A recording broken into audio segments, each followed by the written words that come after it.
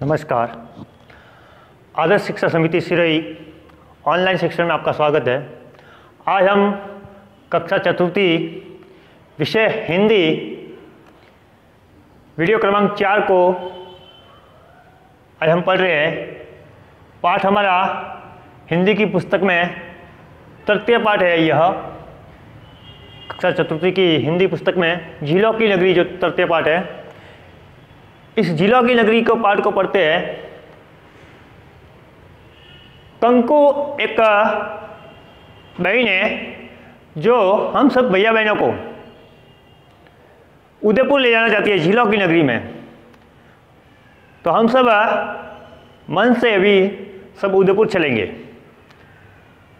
यहाँ से हम चलते हैं उदयपुर, तो हम सबको पता है बीच रास्ते में ऊंची ऊंची पहाड़ियाँ आती है। ये ऊंची ऊंची पहाड़ियाँ अरावली पर्वतमाला है। इन्हीं अरावली पर्वतमाला की श्रृंखला को काटते हुए जब हम उदयपुर शहर की ओर जाते हैं और उदयपुर नगर में प्रवेश करते हैं, तो इस उदयपुर शहर में अनेक प्रकार की झीलें हैं।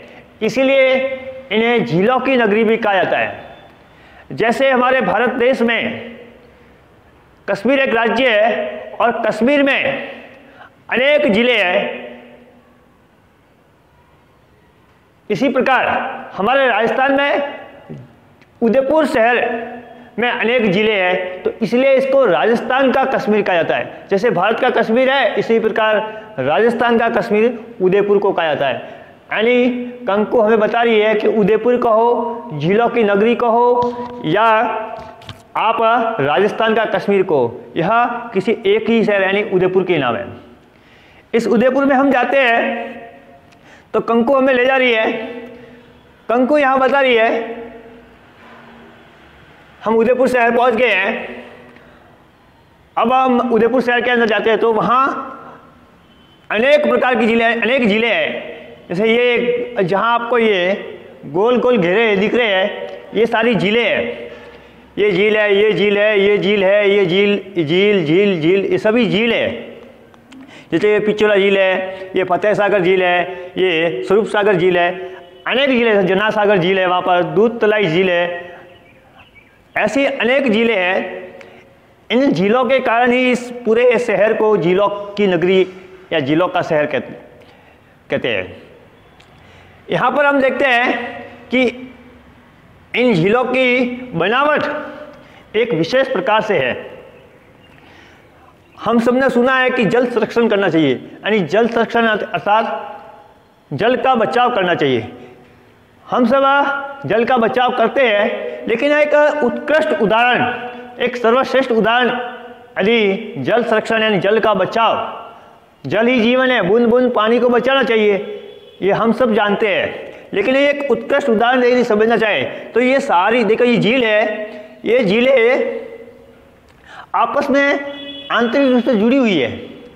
अब मैं आपको समझाता हूँ कि देखिए, जैसे ये उदयपुर शहर का उत्तर का भाग है, ये दक्षिण का भाग है, ये पूर्व का भाग है और ये पश्चिम का भाग है। यदि मान लीजिए कि पश्चिम के कुछ आधे और थोड़ा सा उत्तर के बाद पश्चिम उत्तर में बारिश हो जाती है और उदयपुर का बाकी शहर में बारिश नहीं होती है, यानी वर्षा नहीं होती है, तो क्या होगा? ये झीलें भर जाएगी, लेकिन ये सारी झीलें खाली रहेगी। लेकिन यहाँ पर एक जल संरक्षण का सर्वश्रेष्ठ उदाहरण यहाँ ये है कि इन झीलों, जैसे ये झील में पानी आ गया बारिश का और इन झीलें खाली है, लेकिन यहाँ पर ऐसा नहीं होगा। ये झीलें भरने के बाद पानी व्यर्थ नहीं जाएगा, जल व्यर्थ नहीं जाएगा। ये भरते ही इन झीलों का पानी दूसरी झीलों में स्वतः ही प्रवेश करता जाएगा और जैसे जैसे आगे बढ़ता जाएगा ये झीलें भरेगी, फिर आगे बढ़ता जाएगा, यानी इस झीलों की नगरी की सारी झीलें भर जाएगी। भले ही आपके पश्चिम दिशा में बारिश नहीं हुई है, दक्षिण दिशा में बारिश नहीं हुई है, उत्तर के कुछ आधे भाग में बारिश नहीं हुई है, लेकिन इस उदयपुर में सारी झीलें स्वतः ही भर जाएगी। यानी जल का बचाव, जल का कहीं व्यर्थ बहना नहीं है, सारा जल स्वतः ही दूसरी झीलों में चला जाएगा। यह एक जल संरक्षण का सर्वश्रेष्ठ उदाहरण है। इसी झीलों की नगरी में जो फतेह सागर झील है उसके ठीक बीच में एक नेहरू उद्यान है, जहाँ पर नेहरू उद्यान विश्व प्रसिद्ध है और वहाँ पर अनेक प्रकार के फूल खिले हुए हैं। इन्हीं झीलों में जग निवास और जग मंदिर दो जल महल है। जल महल होते क्या है कि पानी के अंदर महल बनाना, जैसे राजा महाराजाओं के जल महल होते थे, इस प्रकार उनकी बनावट की गई है और वो पानी इन झीलों के अंदर है। तो ये दिन को तो साधारणतः दिखते ही है, लेकिन रात्रि के समय इसमें विद्युत लाइटिंग अर्थात लाइटिंग विद्युत के प्रकाश से ये जगमगाते हैं। जो पर्यटक लोग होते हैं वो रात्रि के समय देखते हैं तो उनके उसका जो जगमगाहट वह देख के मन मोहित हो जाते हैं। वो ये जग निवास और जग मंदिर इन्हीं झीलों में आपको देखने को मिलेंगे। इसके फतेह सागर के ठीक इसी फतेह सागर झील के ठीक उत्तर की ओर एक इसी फतेह सागर जो ये झील है, इसी फतेह सागर झील के ठीक उत्तर की ओर एक सौर वेधशाला बनी हुई है। सौर वेधशाला यानी वहाँ पर क्या होता है कि वैज्ञानिक लोग सूर्य की गतिविधियों का अध्ययन करते हैं। जैसे हम सब भैया बहनों की दिन की दिनचर्या होती है, इसी प्रकार सूर्य की दिनचर्या क्या है, कैसे सूर्य काम करता है, कैसे प्रातःकालीन उसकी दिनचर्या है, पूरे दिन की गतिविधियाँ क्या क्या होती है उसकी वह, और रात्रि की गतिविधियाँ क्या है, उस बारे में वैज्ञानिक लोग वहाँ पर बैठकर उसका अध्ययन करते हैं, उसके ऊपर सारी रिसर्च करते हैं। तो यह सौर वेधशाला होता है। इसी सौर वेधशाला के ठीक पश्चिम की ओर जाते बढ़ते हैं हम, तो वहाँ पर एक मोती मगरी नामक स्थान है।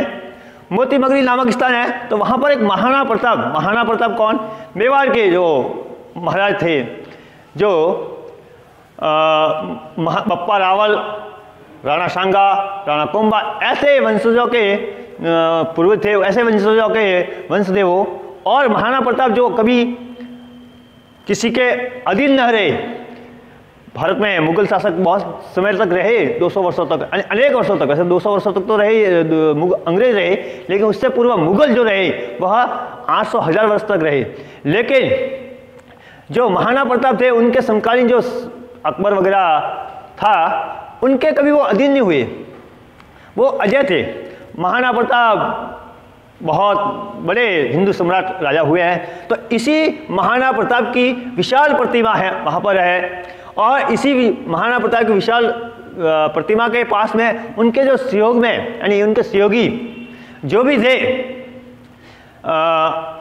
उनके युद्ध में साथ में रहे या जब उनके जंगलों में उनको घूमना पड़ा, तो उनके जितने भी सहयोगी हुए, हकीम का सूरी है, भामाशाह है जिन्होंने अपना सर्वस्व समर्पण कर दिया था, ऐसे भामाशाह है, भीलू राणा पुंजा है जिन्होंने महाराणा प्रताप के बहुत युद्ध क्षेत्र में बहुत सहयोग किया, ऐसे ही मन्ना है, जाला है, ये सारा की भी प्रतिमा वहाँ पर हैं।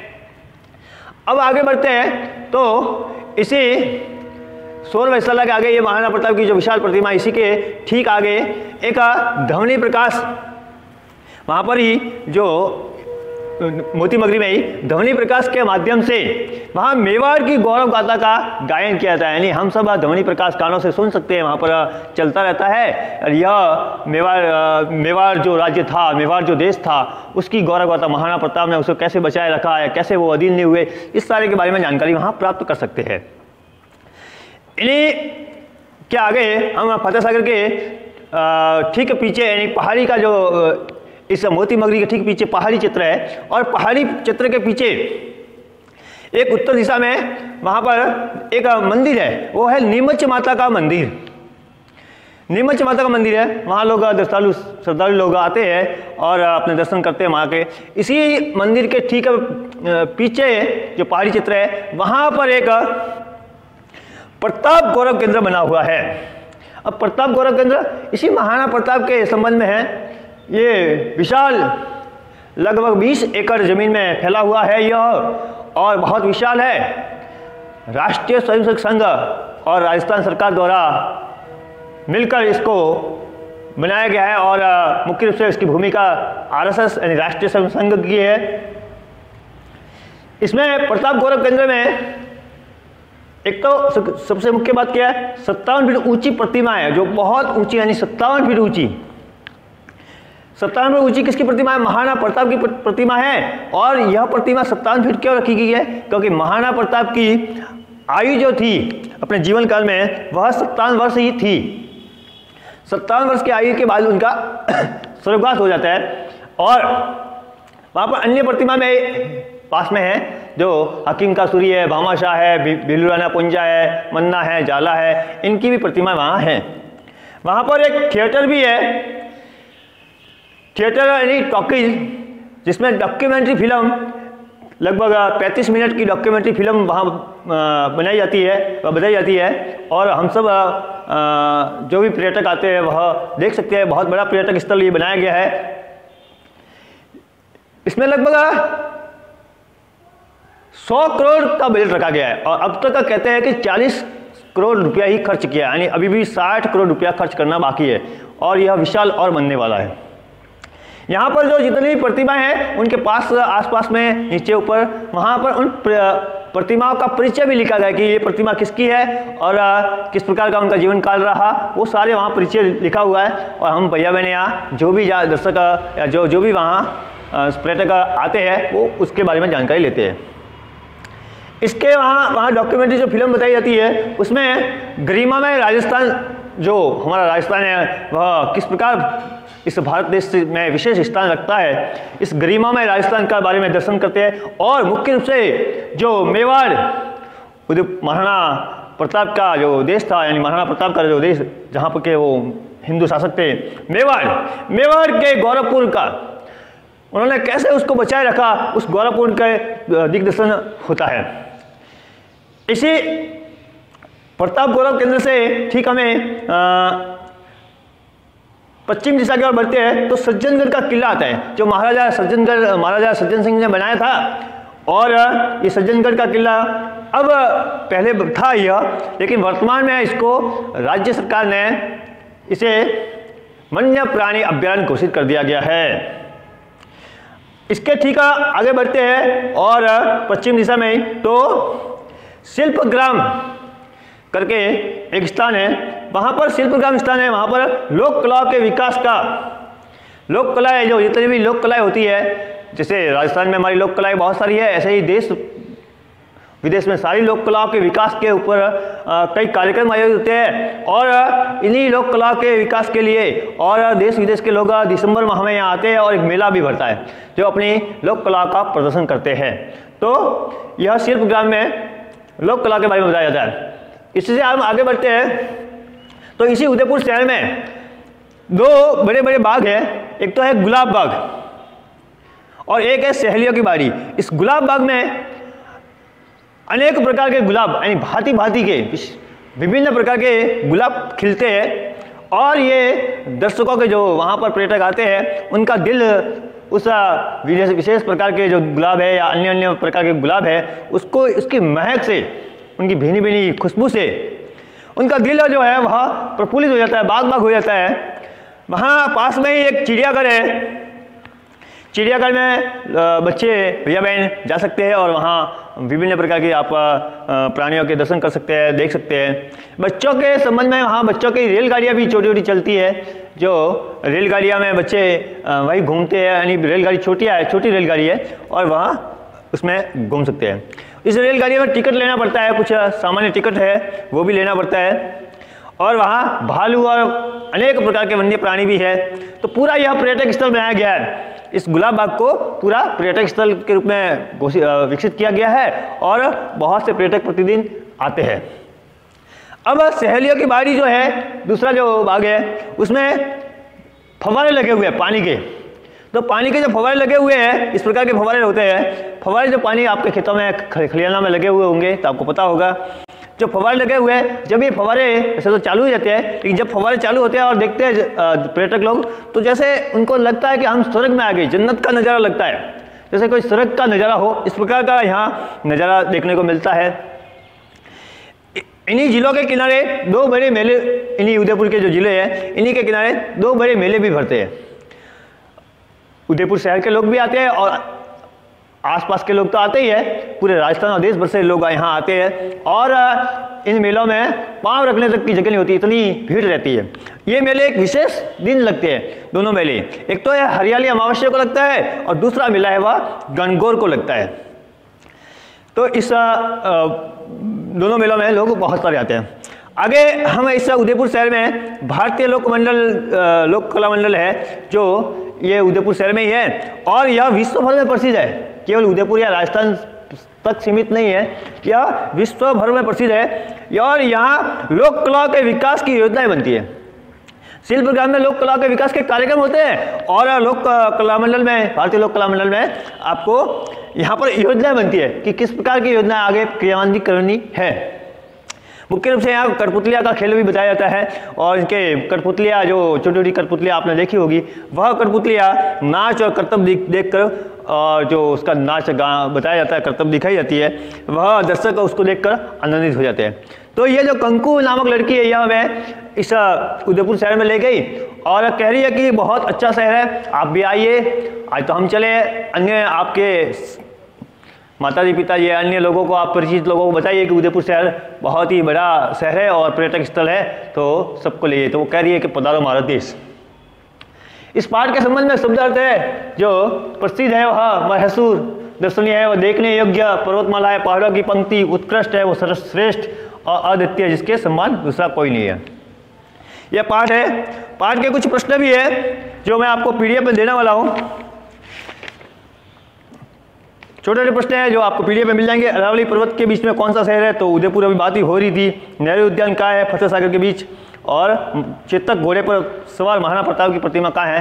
तो मैंने बताया जो महाराणा प्रताप का घोड़ा का नाम था वो चेतक था और चेतक ने ही महाराणा प्रताप की जान बचाई, स्वामी भक्त घोड़ा था। तो ये जो महाराणा प्रताप की विशाल प्रतिमा है वो कहाँ है वो बता रहे हैं। इसमें जो वैकल्पिक प्रश्न है वह राजस्थान का कश्मीर कहा जाता है? जयपुर, जोधपुर, उदयपुर, अजमेर। या आप उदयपुर लिख सकते हैं और महाराणा प्रताप के घोड़े का नाम क्या है? वह है चेतक। बाकी के जो जितने भी प्रश्न हैं वह मैं आपको PDF फाइल में भेज दूंगा, आप कॉपी में कर लेना। नमस्कार।